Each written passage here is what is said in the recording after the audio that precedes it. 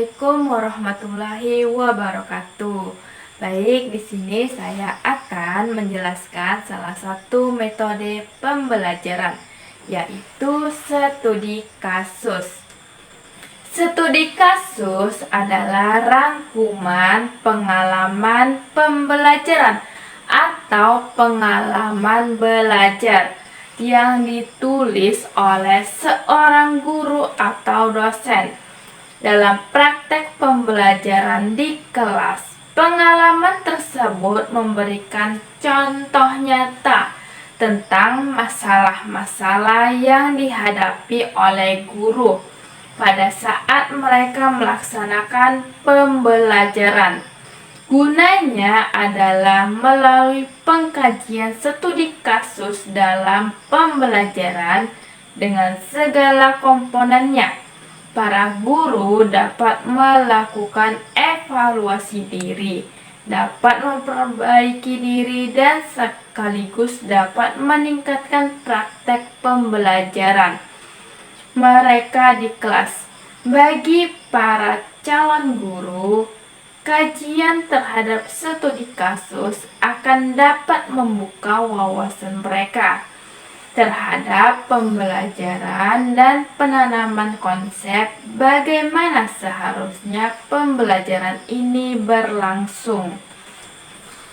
Metode pembelajaran studi kasus telah menjadi salah satu pendekatan yang populer dalam bidang pendidikan dan pelatihan.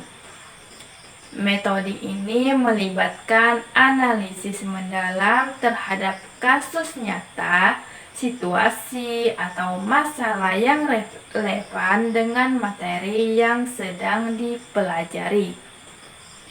Apa sih tujuannya? Tujuannya yaitu yang pertama, memahami konsep secara mendalam. Yang kedua, mengembangkan keterampilan analisis.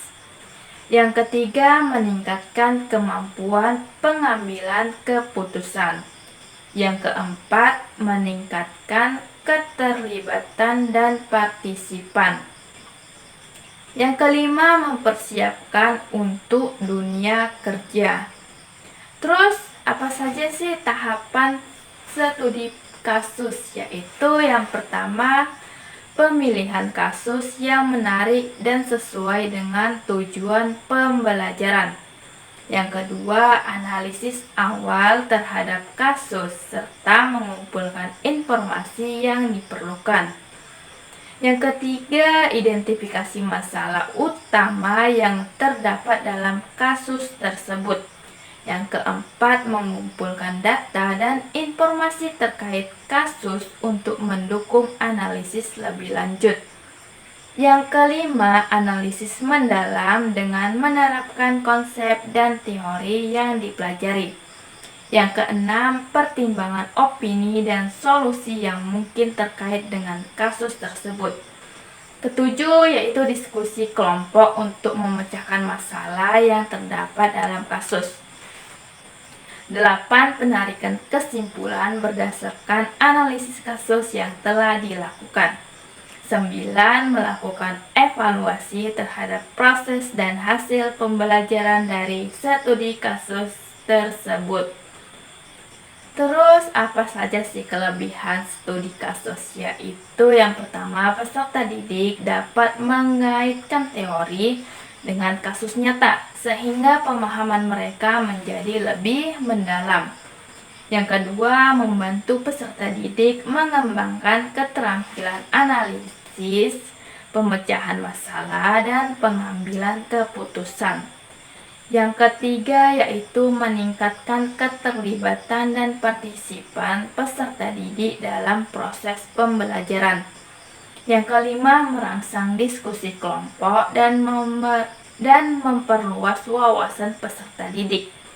Yang kelima, melatih peserta didik untuk menerapkan konsep teori dalam memecahkan masalah nyata. Tadi sudah kelebihan, sekarang kekurangan studi kasus, yaitu yang pertama, Kasus yang dipelajari mungkin tidak mewakilkan situasi yang selalu terjadi di dunia nyata. Yang kedua, analisis kasus dapat dipengaruhi oleh sudut pandang individu. Yang ketiga, memerlukan waktu dan sumber daya yang cukup untuk mempersiapkan, mengumpulkan data, dan menganalisis kasus secara mendalam.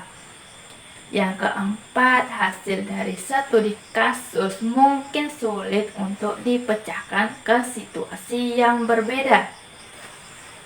Yang kelima, tidak semua topik atau materi pelajaran cocok untuk dipelajari melalui metode studi kasus, tergantung pada karakteristik peserta didik dan tujuan pembelajaran. Kesimpulannya yaitu metode pembelajaran adalah cara-cara atau teknik penyajian bahan pelajaran yang akan digunakan oleh guru pada saat menyajikan bahan pelajaran, baik secara individual ataupun secara kelompok, untuk dapat melaksanakan tugasnya secara profesional, yakni melaksanakan pembelajaran sesuai dengan kompetensi dan karakteristik siswa. Seorang guru dituntut dapat memahami dan memiliki keterampilan yang memadai dalam mengembangkan pendekatan, strategi, dan metode sehingga menghasilkan berbagai model pembelajaran yang efektif, kreatif, dan menyenangkan.